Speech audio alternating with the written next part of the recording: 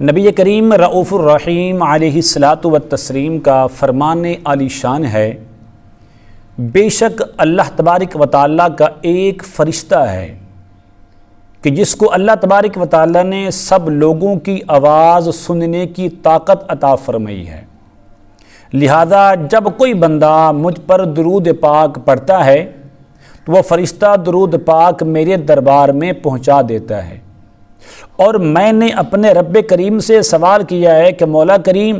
جو بندہ مجھ پر ایک بار درود پاک پڑھے تو اس پر 10 رحمتیں نازل فرما۔ سبحان اللہ، کتنا بڑا مقام ہے درود پاک پڑھنے کا۔ یاد رکھیے، نبی کریم رؤوف الرحیم علیہ الصلاۃ والتسلیم کا فرمان عالی شان ہے کہ مجھ پر ہر جمعہ کے دن درود پاک کی کثرت کرو، کیونکہ یہ یوم مشہود ہے۔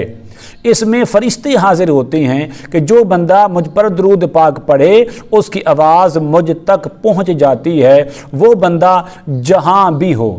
ہم نے عرض کی، یا رسول اللہ، یا حبیب اللہ صلی اللہ تعالی علیہ وآلہ وسلم، کیا آپ کے وصال ظہری کے بعد بھی آپ تک درود پاک پڑھنے والوں کی آواز پہنچے گی؟ تو نبی کریم رؤوف الرحیم علیہ الصلاۃ والتسلیم کا فرمان عالی شان ہے، ہاں میرے وصال ظہری کے بعد بھی میں لوگوں کی آواز سنوں گا،